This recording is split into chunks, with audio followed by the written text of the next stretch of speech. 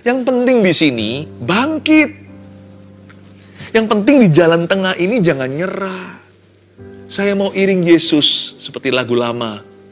Meskipun kadang susah menderita dalam dunia, saya mau iring Tuhan. Kuncinya tuh ikut Yesus terus. Jangan sangkali dia. Kalau Anda belum subscribe di channel ini, segera supaya Anda bisa mengikuti terus rema-rema dari Roh Kudus ya.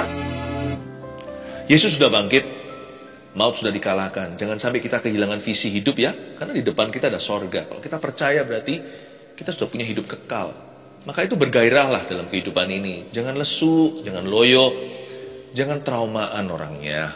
Udahlah, lupakan yang lalu, mengarah pada tujuan. Di depan sana itu indah, bukan karena nggak ada pencobaan atau godaan, nggak ada masalah. Tapi di depan itu ada mahkota yang menanti kita. Saya ingin menyampaikan sebuah pesan firman Tuhan yang akan membangkitkan iman kita. Saya beri judul, bergairahlah hidup. Sebab kematian tidak lagi berbahaya. Kalau kita tahu maut sudah dikalahkan, kita takut apa dalam hidup ini? Kita buka sama-sama di 1 Korintus 15. 1 Korintus 15 ayatnya yang ke-50 sampai 58. Saya bacakan, nanti berhenti di mana saya jelaskan. Saudara-saudara, inilah yang hendak kukatakan kepadamu, yaitu bahwa daging dan darah tidak mendapat bagian dalam kerajaan Allah, dan bahwa yang binasa tidak mendapat bagian dalam apa yang tidak binasa. Sesungguhnya aku menyatakan kepadamu suatu rahasia, kita tidak akan mati semuanya, tetapi kita semuanya akan diubah dalam sekejap mata, pada waktu bunyi nafiri yang terakhir. Sebab nafiri akan berbunyi dan orang-orang mati akan dibangkitkan dalam keadaan yang tidak dapat binasa, dan kita semua akan diubah. Karena yang dapat binasa ini harus mengenakan yang tidak dapat binasa, dan yang dapat mati ini harus mengenakan yang tidak dapat mati. Dan sesudah yang dapat binasa ini mengenakan yang tidak dapat binasa, dan yang dapat mati ini mengenakan yang tidak dapat mati, maka akan genaplah firman Tuhan yang tertulis, maut telah ditelan dalam kemenangan. Hai maut, di manakah kemenanganmu? Hai maut, di manakah sengatmu? Berhenti sampai di ayat 55 dulu, saya jelaskan satu persatu. Ayat 50 dulu ya. Saudara-saudara, inilah yang hendak kukatakan kepadamu. Ini tulisan Rasul Paulus. Dia menuliskan kepada jemaat di Korintus, tapi ini firman untuk kita. Saudara-saudara, Anda dan saya, keluarga Saat Teduh tercinta, inilah yang hendak kukatakan kepadamu, yaitu bahwa daging dan darah tidak mendapat bagian dalam kerajaan Allah, dan bahwa yang binasa tidak mendapat bagian dalam apa yang tidak binasa. Ayat 50 bicara tentang kehidupan yang kekal. Dari ayat ini kita tahu bahwa sorga itu nyata. Dikatakan di ayat 50 bahwa daging dan darah tidak mendapat bagian dalam kerajaan Allah. Itulah sorga. Yang binasa tidak dapat bagian dalam apa yang tidak binasa. Berarti sorga itu nyata, namun tidak terbuat dari daging dan darah atau materi sebagaimana kita pahami di dunia ini. Sorga itu nyata, bukan roh gentayangan atau sebuah tempat halusinasi. Yesus berkata di kitab Injil Yohanes begini, jikalau tidak tentunya aku mengatakan kepadamu. Tuhan kita nggak pernah berdusta. Gak ada tipu di mulutnya. Tuhan berkata, aku pergi ke sana untuk mempersiapkan rumah bagimu. Di rumah Bapakku ada banyak tempat tinggal. Aku pergi ke situ untuk membawamu ke sana suatu hari. Akulah jalan, kebenaran, dan hidup. Tak seorang pun dapat datang kepada Bapa kecuali melalui aku, kata Yesus Kristus. Jadi, mari kita percaya dulu bahwa heaven exists. Bahwa surga itu ada. Di hari kebangkitan Yesus yang kita rayakan akhir pekan ini, kita diingatkan bahwa orang mati akan dibangkitkan. Selain itu, bukan hanya kebangkitan saja, ada tempat untuk orang-orang mati yang dibangkitkan. Dan kita orang percaya tahu tempat itu adalah sorga. Daging darah tidak mendapat bagian dalam kerajaan Allah. Yang binasa nggak mendapat bagian dalam apa yang tidak bisa binasa atau yang kekal. Berarti tubuh kita ini suatu hari akan meninggal jikalau Tuhan belum datang di awan-awan menjemput kita. Kalau kita mati duluan, badan kita ini akan debu kembali menjadi debu, tanah kembali menjadi tanah. Tapi roh kita akan pergi kepada Bapa. Itulah sebabnya kehidupan rohani itu penting sekali. Jikalau olahraga itu ya hanyalah mengelola sesuatu yang sifatnya fana, sekalipun perlu ya supaya panjang umurnya. Tetapi beribadah itu fungsinya lebih kekal. Dua-dua dilaksanakan. Kita tetap menjaga tubuh, karena tubuh ini bait Allah. Buat apa kita bisa aja sekarang punya mimpi dan visi yang besar dari Tuhan. Kalau kita mati, ya matilah. Karena Tuhan tidak pernah memakai sesuatu yang gentayangan. Karena itu, badan kita itu sangat penting sekali. Tapi jangan hanya merawat badan. Seringkali yang kita rawat hanyalah penampilan. Wah, kita mau awet muda, kita mau sehat walafiat, kita mau pakai barang-barang yang mahal. Dunia ini hanya mengejar sesuatu yang kelihatan. Padahal hal-hal itu dapat binasa. Kejarlah kerajaan sorga, carilah kebenarannya, semua itu akan ditambahkan. Kalau kita tahu kita akan masuk ke sorga, bangun kerohanian. Pastikan hidupmu itu tidak berpusat pada hal-hal yang sifatnya sia-sia. Apapun yang Anda kerjakan, lakukan, katakan, pastikan ada nilai kekal di dalamnya. Carilah dahulu hartamu di sorga. Jangan hanya mengumpulkan harta di bumi. Dari ayat ini kita tahu bahwa hidup gak berhenti sampai kita mati. Ada upah kita menanti, ada mahkota di depan situ. Dan kalau hari ini kita masih hidup, jangan mau mati. Jangan dikit-dikit rasanya bosan hidup ini. Jangan apalagi orang-orang yang suka berkata, aku mau bunuh diri. Oh, Tuhan punya sesuatu yang lebih bagus bagi hidupmu. Jangan buang hidupmu di sini, di kilometer sekarang ini, lalu putus asa, lalu kecewa. Tuhan masih punya rencana yang indah. Rancangan sekarang damai sejahtera, masa depan penuh pengharapan. Kenapa Yesus dibangkitkan? Untuk juga menunjukkan kepada kita bahwa hidup tidak berhenti di dunia. Ayo kita bergairah. Mari kita sama-sama melayani Tuhan. Mari kita gunakan semua talenta yang kita miliki untuk memuliakan Yesus. Ayat 51, sesungguhnya aku menyatakan kepadamu suatu rahasia, kata Paulus. Rahasia apa ya? Kita kan suka sekali yang secret-secret gitu. Tapi ini rahasianya firman Allah. Jadi ini sesuatu yang indah. Sesungguhnya aku menyatakan kepadamu suatu rahasia. Kita tidak akan mati semuanya, tapi kita semuanya akan diubah. Generasinya Paulus mati semua. Bahkan setelah itu mati hingga hari ini. Ayat ini maksudnya apa ya? Kenapa Paulus memberikan harapan palsu? Kenapa ada janji palsu di sini? Sesungguhnya aku menyatakan kepadamu suatu rahasia. Kita tidak akan mati semuanya. Kita tidak akan mati semuanya itu bukan berarti kita semua tidak akan mati. Buktinya Paulus dan kawan-kawannya mati semua. Kita tidak akan mati semuanya itu berarti someday, suatu hari. Kita nggak tahu kapan Yesus datang kembali. Bisa hari ini, bisa besok, bisa nanti. Ya, bisa bulan depan, bisa tahun depan, bisa masih lama. Kalau kita melihat apa yang terjadi di zaman ini sekarang, saya rasa sih lebih dekat ya, bukan lebih jauh. Sooner than later, lebih cepat, bukan lebih lambat. Dunia ini mau kemana sih? Kalau bukan berujung pada kedatangan Tuhan. Berarti ayat ini adalah profesi, nubuatan yang melampaui masa hidup Paulus sendiri. Sekali lagi dia berkata, aku menyatakan kepadamu suatu rahasia, kita tidak akan mati semuanya. Berarti there is such a thing, ada yang namanya hari terakhir di bumi ini. Ada yang namanya the last day. Ada yang namanya the final generation, generasi terakhir. Tapi kita nggak tahu kapan itu. Jangan coba prediksi ya. Jangan coba prediksi tanggal, bulan, tahunnya. Percuma. Jangan mendahului firman Allah. Yesus sendiri berkata, anak pun memilih tidak tahu. Hanya Bapa di sorga yang mengetahui saatnya. Hanya Bapa yang tahu saat dan waktunya. Jangan coba-coba memprediksikan. Bagi kita yang penting pokoknya setiap hari hidup seolah-olah hari ini mau masuk sorga. Hiduplah demikian rupa seperti hari ini adalah hari terakhir hidupmu. Hiduplah demikian. Segala sesuatu yang kau lakukan harus ada nilai kekal. Aku menyatakan padamu suatu rahasia, kita tidak akan mati semuanya. Suatu hari Tuhan akan datang, kita tidak tahu kapan. Dan generasi tidak akan berlanjut lagi. Final day itu ada, hari terakhir. Hanya sampai sekarang masih merupakan misteri. You and me, Anda dan saya tidak tahu kapan itu akan terjadi. Tugas kita hanyalah berjaga-jaga dan waspada.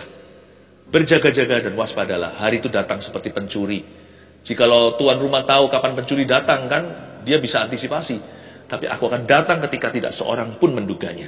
Mereka makan, minum, kawin, mengawinkan, tiba-tiba Tuhan datang. Keselamatan bagi orang percaya, jerat bagi orang jahat. Sesungguhnya aku menyatakan kepadamu suatu rahasia, kata Paulus, kita tidak akan mati semuanya. Namun ayat 52, dalam sekejap mata, pada waktu bunyi nafiri yang terakhir, sebab nafiri akan berbunyi dan orang-orang mati akan dibangkitkan dalam keadaan yang tidak dapat binasa, dan kita semua akan diubah. Ini bicara soal apa? Sebuah event kejadian namanya pengangkatan, dalam bahasa Inggrisnya rapture. Paulus menubuatkan, dalam pewahyuan firman ini dicetuskan rapture atau pengangkatan gereja Tuhan akan terjadi. Sekali lagi, kita nggak tahu kapan, jangan coba sekali-kali memprediksikan. Sebab nafiri akan berbunyi, akan ada tiupan sangkakala, orang mati dibangkitkan dalam keadaan yang tidak dapat binasa, lalu kita semua, generasi terakhir yang nggak mati itu, kita semua akan diubahkan dalam sekejap mata. Karena yang dapat binasa, kata ayat 53, harus mengenakan yang tidak dapat binasa. Mengenakan yang tidak dapat binasa, seperti tubuhnya Yesus ketika bangkit dari maut. Mengenakan yang tidak bisa binasa, Tuhan memberi kita tubuh kekekalan. Ya. Badan kemuliaan, yang dapat mati ini harus mengenakan yang tidak dapat mati. Rapture akan terjadi. Dalam bahasa Latinnya, rapture itu artinya caught up atau tertangkap ke atas. Translated, ya, kata translation itu bahasa Inggris artinya terjemahan, juga artinya badan kita ini akan diterjemahkan dalam sekejap mata, dalam kuasa Allah, akan mengenakan yang tidak dapat binasa. Ini luar biasa. Suatu saat nanti itu akan terjadi, cuman kita nggak tahu kita waktu itu masih hidup atau sudah mati. Kita hanya bisa melihat pohon ara dan tahu tanda zaman. Kita bisa melihat mendung sebentar lagi hujan. Kita hanya bisa melihat sih, dunia ini semakin hari semakin mendekati pada akhir. Kalau dunia bilang apa ya? Kiamat ya. Saya percaya itulah kedatangan Tuhan. Bagi kita bukan kiamat sama sekali. Bagi kita yang sudah percaya, itu keselamatan. Karena kematian tidak lagi berbahaya. Kedatangan Tuhan bukan sebagai sesuatu yang teror, tetapi sesuatu yang kita nanti-nantikan. Karena berarti bagi orang percaya yang taat pada firman-Nya, itu pahala. Itu mahkota. Tapi bagi orang yang hidup dalam kegelapan, mereka akan berkata, matilah saya. Mereka tertangkap basah. Sebab nafiri akan berbunyi, orang mati akan dibangkitkan. We will all be translated. Kita semua akan seperti Yesus. Nantinya diangkat ke awan-awan. Dan sesudah yang dapat binasa itu mengenakan yang tidak dapat binasa, yang mati itu mengenakan yang tidak dapat mati. Ayat 54. Maka genaplah firman Tuhan yang tertulis, maut telah ditelan dalam kemenangan. Hai maut, di manakah kemenanganmu? Di ayat ini, seperti kalimat ini taunting death, atau seperti mencemoohkan roh kematian. Maut telah ditelan. Ditelan dalam kemenangan. Hai maut, where is your sting? Di manakah sengatmu? Hai maut, di manakah sengatmu? Ayat 56, sengat maut ialah dosa, dan kuasa dosa ialah hukum Taurat. Listen, orang yang sudah percaya kepada Yesus, kematian itu menjadi sebuah event yang menyedihkan. Tidak disangkali kalau kita ditinggal oleh seorang yang kita kasih. Misalnya berkabung, siapanya kita meninggal dunia. Sedih. Sedih sih sedih, tapi kalau orang tersebut sudah di dalam Kristus, sedih kita tidaklah tanpa pengharapan. Maut hanyalah kesedihan. Kematian tidak lagi berbahaya. Apa maksudnya, hai maut, di manakah kemenanganmu? Hai maut, di manakah sengatmu? Bagi orang yang sudah percaya pada Yesus, yang meletakkan iman pada Tuhan, bagi orang yang hidupnya taat pada firman, selaras dengan Injilnya, kematian hanyalah pintu menuju sorga yang mulia. Kematian hanyalah sebuah pintu terbuka masuk kepada pahala dan mahkota. Di rumah Bapakku yang bakah, Mazmur 23, dan aku akan tinggal selama-lamanya di sana. Oh, haleluya. Tapi bagi orang-orang yang belum percaya Yesus, itu adalah penghakiman. Tapi bagi kita tidak ada lagi penghakiman, Roma 8. Karena itu bagi orang yang percaya, there is therefore now no condemnation for those who are in Christ Jesus. Karena itu tidak ada lagi penghukuman bagi orang yang sudah ada di dalam Kristus.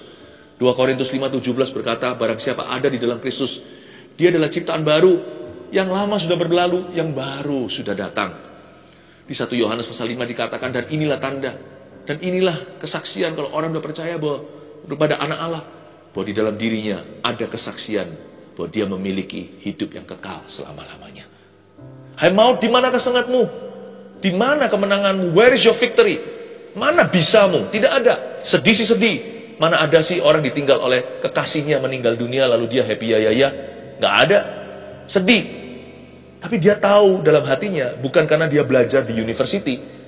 Dia tahu dari pewahyuan Allah, kesaksian Roh Kudus dalam dirinya, bahwa akan suatu hari, semua orang yang percaya dalam Yesus akan reuni. Bayangkan reuni kita itu dalam jubah yang dibasuh dengan darah, dalam jubah putih. Saya nggak bisa bayangkan di sorga itu fashion desainnya seperti apa, nggak mungkin membosankan. Semua kreativitas itu dari Roh Kudus soalnya. Bayangin kalau kita di dunia aja bisa kreatif, apalagi di sorga. Tapi Alkitab hanya menyatakan waktu Yohanes mendapat penglihatan di Pulau Patmos, di kitab Wahyu itu Yohanes mendapatkan sedikit preview sorga seperti apa. Dia melihat the saints atau orang-orang kudus, orang-orang suci. Bukan berarti mereka itu tidak pernah berdosa, tapi mereka dibasuh dengan darah Yesus. Mereka yang dibenarkan oleh karena iman mereka. Mereka semua berada di dekat Bapa, di dekat tahta, berjubah putih. Wow, kita akan reuni. Pertanyaan yang simpel ya. Saya seringkali ditanya, misalnya kalau lagi ada perkabungan gitu, saya datang untuk my song, untuk menghibur mereka yang ditinggalkan, menghibur keluarganya. Ya, mereka tanya sama saya, kalau nanti suatu hari aku ketemu Papa lagi, ingat nggak ya Papa sama aku? Gini aja, jawabannya simple aja, baca di Injil, Yesus bangkit, ingat Petrus nggak? Pada waktu itu Yesus bangkit, ingat nggak siapa yang tadinya itu meragukan, suruh mencucukkan jarinya ke dalam tangan atau lengannya? Tuhan tahu nggak Thomas itu siapa? Pada waktu Tuhan Yesus bangkit, Tuhan Yesus bisa sensitif nggak dengan perasaan mereka kelaparan? Tuhan Yesus bakarkan ikan itu di pinggir pantai sampai Tuhan Yesus tanya 3 kali sama Simon Petrus, do you love me? You are as real as you are now. Tetapi bukan dengan pakaian dosamu hari ini, bukan dengan daging darah yang tidak mendapat bagian dalam kerajaan Allah, bukan mengenakan sesuatu yang dapat binasa. Tahu nggak di sorga nanti, ketika dalam tubuh kemuliaan, ingat itu lebih tajam. Siapa bilang sorga adalah tempatnya orang pikun? Orang pikun di dunia sini. Ketika suatu hari dia sampai kepada Tuhan, jikalau dia sudah percaya loh ya, karena hanya satu jalan yaitu Tuhan Yesus. Kalau dia sudah diselamatkan, dia akan ingat semuanya. Kita akan berada dalam hadirat Allah yang maha tahu, the all-knowing, all-seeing God. Meskipun kita nggak akan menjadi seperti Tuhan, tahu segala sesuatu, tapi saya yakin di sorga kita lebih tahu dari kita hari ini. Lebih ngerti, lebih kasih, dan lebih suci. Tentunya suci sempurna di sana, tidak ada air mata. Dihapuskan segala dosa, tidak ada setan. Waktu itu iblis sudah dilemparkan ke dalam lautan api. Bayangkan, pertanyaan sederhana. Papa ingat saya nggak ya? Yesus ingat Petrus nggak ya? Petrus tahu Yesus nggak? Puji Tuhan. Hai maut, di manakah sengatmu? Di mana kemenanganmu? Sengat maut ialah dosa. Kita sudah bebas dari ini. Kuasa dosa ialah hukum Taurat. Kita berada di dalam hukum kasih. My. Kalau kematian sudah tidak lagi berbahaya for you and me, paling-paling sedih. Paling-paling kangen kalau sampai ditinggalkan, ya kan? Tapi nggak ada penyesalan. Kalau kita yang giliran meninggalkan, kalau kita yang mati, jangan sampai loh ya di ranjang kita itu dipenuhi penyesalan. Harusnya di ranjang kita itu dipenuhi kebanggaan. Aku sudah hidup bagi Kristus, mati adalah keuntungan. Meninggalkan warisan, sebuah jejak kaki, teladan untuk diikuti oleh putra-putri. Dan sebanyak orang yang mengikuti hidupmu dan meneladanimu. Kalau kita hidup bagi Kristus, mati gak ada sengat dosanya, udah gak berbahaya. Bergairahlah hidupmu. Yesus sudah bangkit, maut sudah dikalahkan. Karena itu, masuk ayat-ayat berikutnya, peran kita apa? Apa maksudnya sih hidup dalam kuasa kebangkitan? Coba saya jelaskan. Ayat 57, tetapi syukur kepada Allah yang telah memberikan kepada kita kemenangan oleh Yesus Kristus Tuhan kita. Garis bawahi kata kemenangan, nanti saya jelaskan. Karena itu saudara-saudaraku yang kekasih, berdirilah teguh, jangan goyah, dan giatlah selalu dalam pekerjaan Tuhan. Garis bawahi, berdirilah teguh, jangan goyah, dan giatlah selalu. Saya jelaskan sebentar lagi. Sebab kamu tahu bahwa dalam persekutuan dengan Tuhan, jeripayamu tidak sia-sia. Garis bawah yang terakhir, dalam persekutuan dengan Tuhan, jeripayamu tidak sia-sia. Ya, saya kasih poin sederhana 1, 2, 3. Bergairahlah hidup sebab kematian tidak lagi berbahaya. Ini maksudnya hidup dalam kuasa kebangkitan setiap hari. Nomor 1, ikut Yesus terus sampai mati. Kalau Anda baca ayat 57, tetapi syukur kepada Allah yang telah memberikan kepada kita, apa? Kemenangan oleh Yesus Kristus Tuhan kita. Mana ada sih di antara kita yang menang terus? Nggak pernah kalah, nggak pernah berbuat salah. Sekalipun kita sudah terima Yesus dan diselamatkan, dari waktu ke waktu kita masih belajar dari kesalahan. Kata kemenangan di sini itu long haul, perjalanan panjang. Kata kemenangan itu bukan sekali telak. Itu Yesus di kayu salib. Yesus sudah menang sekali untuk selama-lamanya. Nah, kita mempatroni kemenangannya itu. Kita masih bergumul setiap hari. Jatuh bangun kadang-kadang. Tapi intinya di sini, yang penting kuncinya kita setia. Jatuh 7 kali ya bangun lagi. Jangan nyerah. Karena kemenangan itu diberikan terakhir. Kemenangan dibeli di depan. Yesus berkata sudah selesai. Tuhan tidak cicil pelan-pelan. Kalau Anda tahu di kayu salib itu Yesus berkata it is finished, berarti lunas, dibayar lunas di depan. Tapi kemenangan itu diberikan mahkotanya di belakang. Nah, di antara depan dan belakang, disinilah kita bergumul dalam keseharian. Jatuh bangun kadang-kadang dosa, lalu didisiplin sama Tuhan, kena konsekuensinya. Yang penting di sini bangkit. Yang penting di jalan tengah ini jangan nyerah. Saya mau iring Yesus seperti lagu lama. Meskipun kadang susah menderita dalam dunia, saya mau iring Tuhan. Kuncinya itu ikut Yesus terus. Jangan sangkali dia. Petrus sangkali 3 kali pun, dia 3 kali berkata I love you akhirnya. Terakhir dengan air mata menangis, merengek dia, mewek betul-betul dia. Meratapi kebodohannya dan berkata, you know I love you. Meskipun love di situ pakai bahasa Yunani yang lebih rendah kasta, bukan pakai agape. Tadinya dia sok-sokan, aku paling cinta Tuhan. Sekarang dia rendah hati berkata, meskipun cintaku pas-pasan, aku cinta Tuhan. Aku mau belajar dari kesalahan. Bangkitkan aku ya Tuhan, tolong aku ya, tuntun aku ya, jadi lebih baik lain kali. Wow, lihat Petrus hari ini. Saya yakin Petrus bersama dengan Yesus hari ini, dia disebut seorang yang menang. Padahal Petrus ini pernah ditegur sama Tuhan Yesus. Gak ada murid lain ditegur seperti itu. Hai kamu setan, enyahlah kamu mikiri terus yang dipikirkan orang. Gak apa-apa, di perjalanan ini gak perfect. Asal jangan sengaja. Gak sengaja aja kita masih sengaja salah kok. Jangan berencana gitu. Kalau 7 kali jatuh ya 7 kali bangkit, kata Amsal. Di perjalanan ini loh, ikut Yesus terus. Ini long haul. Ini perjalanan panjang. Kalau naik pesawat itu bukan 1,5 jam, 2 jam sampai. Kalau naik pesawat itu yang antar benua, yang 15 jam baru ke situ, itu namanya long haul flights, atau itu namanya perjalanan pesawat jangka panjang. Long haul kita itu ikut Yesus itu harus lifetime, seumur hidup. Setia itu sampai mati, ikut Yesus terus sampai mati. Yang penting ikut Yesus. Gagal sekarang, ikut lagi. Bodoh sekarang, belajar lagi. Jatuh, bangkit lagi. Harus terus bergairah hidup. Sebab kita tahu, Tuhan sudah menang di depan, dan aku pasti menang di belakang. Mahkota sudah disediakan. Babak belur mungkin, tapi sebisa mungkin jangan terlalu berdarah-darah. Jadi kalau Tuhan sudah ketuk pintunya, cepat kembali. Ngapain sih 3 tahun lagi murtad? Buat apa sih 7 tahun lagi sia-sia? Buang waktu. Waktu nggak bisa kembali soalnya. Lebih cepat, lebih baik lagi. Tidak harus kita babak belur.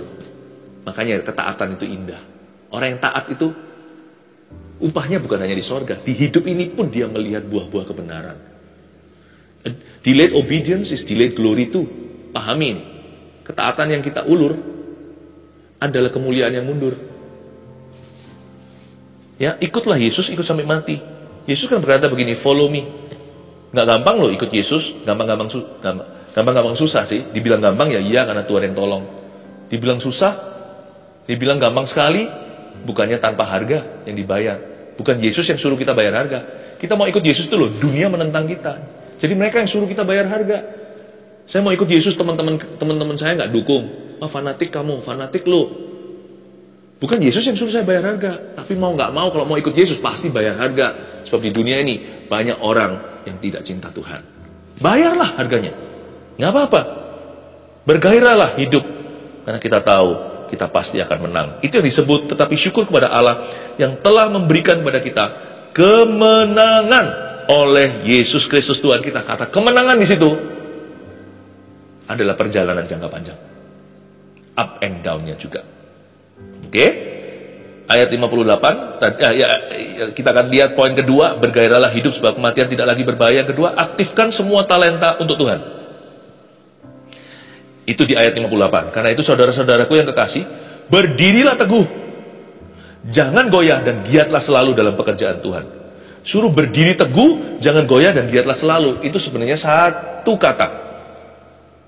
Aktifkan semua talenta. Kata berdirilah teguh itu seperti kuda-kuda untuk orang lagi mau perang. Seperti turnamen gitu. Berdirilah teguh itu close combat. Misalnya seperti orang yang tinju di atas ring itu, berdiri teguh. Dia harus posisinya tepat, kalau enggak sekali pukul bisa rubuh. Berdiri teguh itu close combat. Yang ini jangan pikir sorga, ini sehari-hari, ini daily. Kuasa kebangkitan itu jangan begini loh ya. Oh, iming-iming aja, angan-angan suatu hari sorga-sorga, lalu hari ini tidak berbuat apa-apa. No, close combat. Kuasa kebangkitan itu harus diaplikasi, dipraktekkan dalam kehidupan sehari-hari. Close range atau jarak dekat. Apa yang di depanmu? Kerjakan sungguh-sungguh.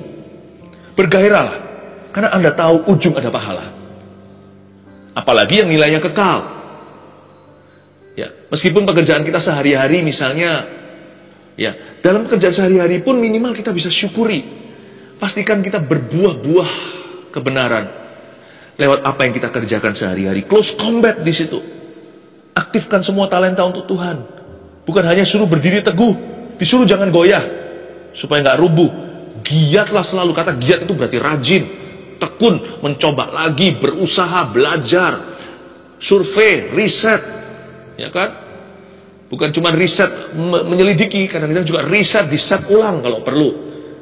Ini adalah usaha manusia untuk maju. Sehari demi sehari, apapun yang Anda kerjakan di depanmu, jangan pernah berkata perkara yang sia-sia. Kalau perkara-perkara yang Anda kerjakan itu bukanlah dosa, sekalipun kelihatannya duniawi, tapi itu, melalui itu Anda bisa memuliakan Allah. Ya. Kalau dosa udah jelas-jelas salah. Misalnya ibu rumah tangga menyiapin rumahnya, masak di dapurnya, ini apa nilai kekalnya? Tapi kalau Anda lakukan itu dengan ucapan syukur, Tuhan berkenan. Giatlah selalu dalam pekerjaanmu, jangan ngomel, jangan mengeluh. Berdirilah teguh, janganlah goyah, dan pakai apapun yang Anda lakukan dan kerjakan itu untuk impact hidup orang.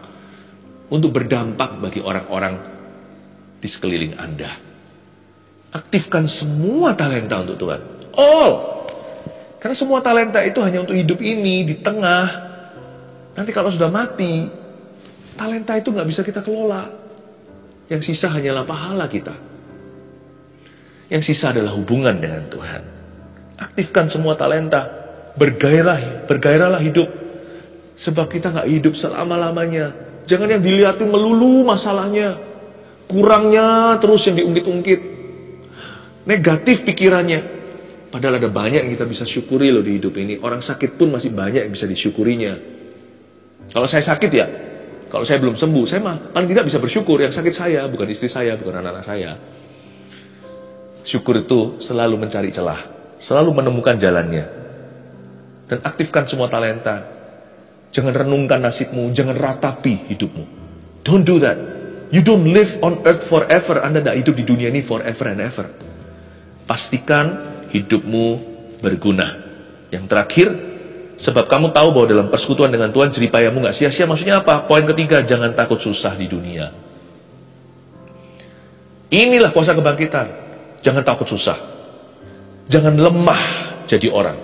Lemah lembut nggak apa-apa.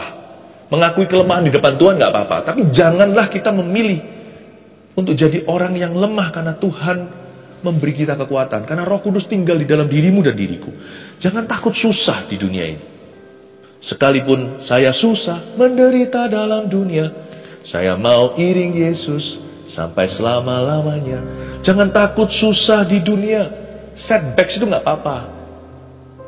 Bukan hanya susah itu karena aniaya, kadang-kadang juga karena pembelajaran untuk kita. Bisnis, salah direction, salah mengambil keputusan. Ternyata akhirnya uangnya nggak kembali. Aduh, belajar ya sudahlah, anggaplah biaya kuliah. Itu setbacks atau kemunduran. Tapi kalau hari ini Anda bisa belajar dari itu bisa menjadi setup untuk something new. Bisa menjadi sesuatu yang baru. Apapun yang hilang, kalau itu hanya materi, bisa dicari lagi kok. Ya, jangan sampai itu terus jadi penyakit karena kita stres, tidak berhenti-henti. Tapi kalau kita bisa atasi suasana itu, kita nggak takut susah, kita taruh harapan pada Tuhan, nggak terlambat kok. Semua masa-masa tahun-tahun yang Anda anggap sia-sia itu ditambahkan di belakang nanti. Siapa tahu Tuhan kasih Anda panjang umur. Tahun hilang itu ditebus di depan. Nggak tentu kan? Sekalipun nggak pun nggak apa-apa, asal Anda bisa mengatasi masalah itu dengan Tuhan. Pahala dan mahkotamu besar di sorga. Jangan takut susah di dunia. Jangan suka mengeluhkan ini dan itu. Biasalah, penderitaan itu biasa. Toh hidup nggak selama-lamanya. Dan kita tahu bahwa Yesus sudah bangkit, maut sudah dikalahkan, Tuhan beserta. Bergairahlah hidup, sebab kematian tidak lagi berbahaya, sekalipun kematian bisa menjadi bisa menyedihkan, tapi tidak ada bahayanya bagi orang percaya. Oke, review lagi. Nomor 1, ikut Yesus terus sampai mati. Nomor 2, aktifkan semua talenta untuk Tuhan. Nomor 3, jangan takut susah di dunia. God bless you ya. 1 Petrus 4 ayat 7. Kesudahan segala sesuatu sudah dekat. Karena itu, kuasailah dirimu dan jadilah tenang, supaya kamu dapat berdoa. Saudara yang terkasih, terima kasih telah mendengarkan firman Tuhan hari ini. Jangan lupa untuk dukung terus channel ini dengan cara subscribe, like, share, dan juga komen, agar saudara kita yang lain juga boleh terberkati. Tuhan Yesus memberkati kita.